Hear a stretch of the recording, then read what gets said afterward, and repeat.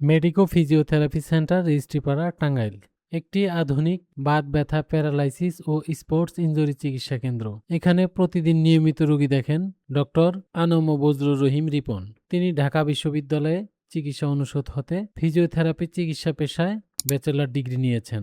একই অনুষদ থেকে ফিজিওথেরাপি চিকিৎসা পেশায় মাস্টার ডিগ্রি নিয়েছেন। পরবর্তীতে তিনি স্পোর্টস মেডিসিন এর উপরে পোস্ট গ্রাজুয়েশন ডিপ্লোমা করেছেন এবং মওলানা ভাসানী ও বিজ্ঞান প্রযুক্তি বিশ্ববিদ্যালয় থেকে পিএইচডি ডিগ্রি নিয়েছেন।